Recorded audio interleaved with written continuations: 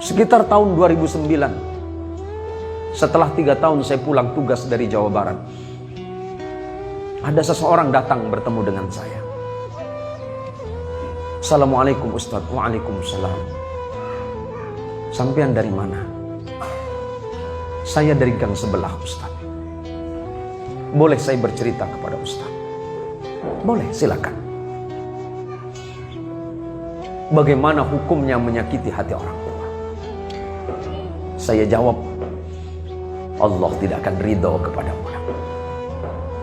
Sehebat apapun sujudmu kepada Allah, bahkan seandainya tempat sujudmu itu cekung karena sujudmu, tetapi engkau masih menyakiti hati ibu, sujudmu menjadi sia-sia kepada Allah. Sehebat apapun amalmu, tapi engkau pernah menyakiti orang tuamu, baik dengan ucapanmu apalagi dengan tingkahmu, maka dipastikan Allah tidak akan ridho kepadamu. Terima kasih Ustaz. Saya hanya ingin bercerita kepada Ustaz. Beberapa hari yang lalu, di suatu pagi saya datang kepada ibu saya, karena memang rumahnya tidak jauh. Saya tidak punya uang waktu itu. Uang yang ada di saku saya hanya 22.000. Dan pagi itu saya bertanya kepada ibu saya, Umi, pagi ini mau sarapan apa? Ibunya dengan lemah lembut menjawab, gak usah nak.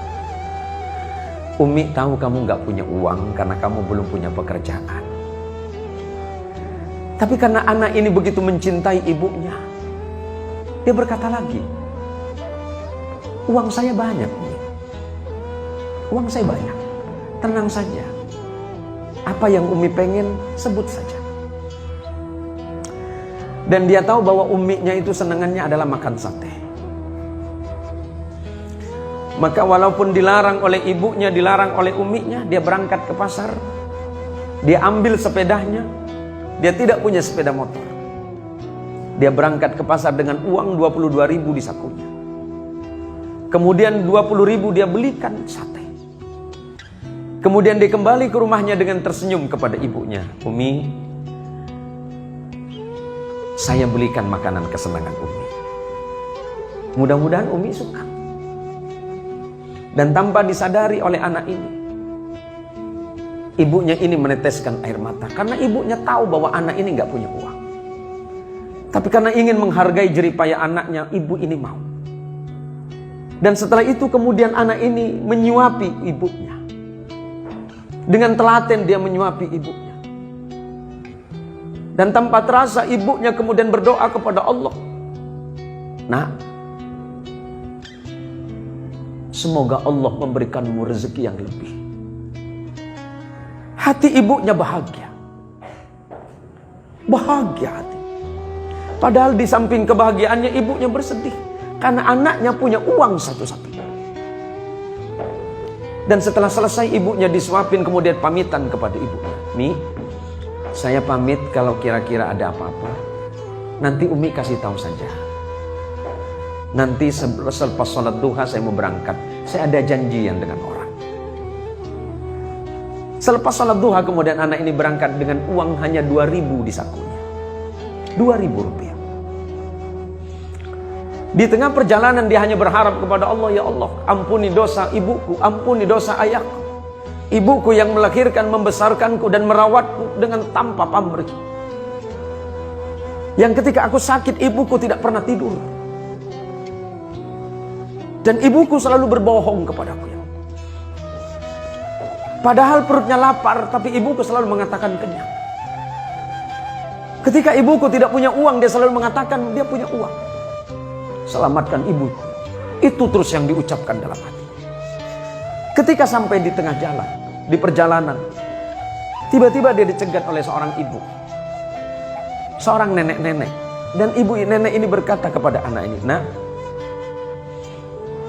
saya mau nyebrang. Si anak muda ini berpikir ibu ini akan menyeberang jalan. Rupanya ibu ini akan ke kota seberang. Dan pada waktu itu angkot atau angkutan umum atau oplet ongkosnya Rp2.000 dan itu hanya satu-satunya yang ada di sakunya. Tapi karena dia mencintai ibunya, setiap ada perempuan tua dia menganggap itu sebagai ibunya. Maka dengan sigap anak muda ini bilang, "Ibu, silakan naik. Nanti saya bilang sama sopirnya ibu turun di mana." Maka kemudian anak muda ini dengan sisa uang yang Rp2.000 kemudian diberikan kepada sopir ini sebagai bayaran terhadap nenek yang sudah naik angkot. Berarti habis uang di sakunya. Tapi dia bahagia. Karena bagi dia membahagiakan ibu dan membahagiakan orang yang seumuran dengan ibunya adalah sebuah kenikmatan. Dan kemudian tidak berapa lama Allah membalasnya. 20.000 yang dia bayarkan untuk membelikan makanan ibunya dan 2.000 yang dia bayarkan untuk ongkos ibu tua tadi, Allah balas hanya dalam hitungan 30 detik. Dari arah depan tiba-tiba ada sebuah mobil mewah yang mengklakson dia. Kemudian sopir ini memanggil anak muda tadi. Dan kejadiannya ini sekitar tahun 2009. Dipanggilnya anak muda ini. Dia tanya, "Dek, kamu mau kemana?" "Saya ada janji dengan kawan, Pak. Ada yang bisa saya bantu." "Oh tidak. Coba ke sini." Tiba-tiba kemudian orang ini berkata kepada anak muda, "Saya punya sedikit rezeki, memang saya sudah janji dari rumah. Akan bersedekah atas nama ibu saya. Dan saya senang melihat." Padahal orang ini tidak saling kenal. Kemudian anak ini dengan bersusah payah mengatakan, "Pak, Bapak mungkin salah orang. Bukan saya orang yang Bapak maksud." "Oh tidak. Hati saya mengatakan adik orang." Tidak lama kemudian setelah orang ini menyodorkan amplop, si anak muda ini kemudian mengucapkan terima kasih dan memasukkan ke saku celana. Dan dia tidak berpikir apa yang ada di saku celana. Dia masih terus berjalan. Sampai kemudian dia mengurungkan niatnya dan kembali lagi ke rumah ibunya. Dan ketika sampai di depan ibunya dia menangis sejadi-jadinya. Hanya karena sebuah bakti yang dianggap sepele. Ternyata Allah membalas 20.000 yang dibelikan makanan untuk ibunya. 2.000 untuk ibu tua yang seumuran dengan ibunya. Allah balas dengan jumlah 22 juta. Artinya apa? Bahwa bakti seorang anak kepada ibu itu tidak ternilai. Seperti apapun keadaan orang tua kita, mau baik dan buruk dalam pandangan orang lain, tetapi dia tetap orang tua kita yang patut kita hormati. Oleh karenanya saudaraku sekalian, para anak-anak,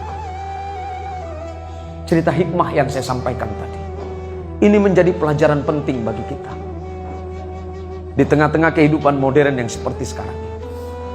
Di luaran sana banyak anak-anak muda yang cerdas dan pintar, tetapi ternyata mereka dalam keadaan kebingungan dan kesusahan, baik itu yang mencari pekerjaan ataupun mencari rezeki. Padahal ilmu sudah mereka miliki, padahal pengetahuan sudah mereka miliki, pengalaman luar biasa. Tapi Allah sulitkan hidupnya. Allah sulitkan mereka mencari rezeki. Boleh jadi salah satu yang menghalangi antara doa dia dengan Allah adalah dosa kepada orang tua yang tanpa disadari.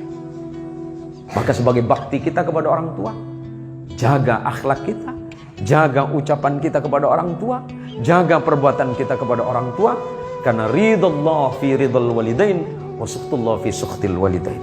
Ridha Allah tergantung kepada ridha orang tua, dan kemurkaan Allah tergantung kepada kemurkaan kedua orang tua.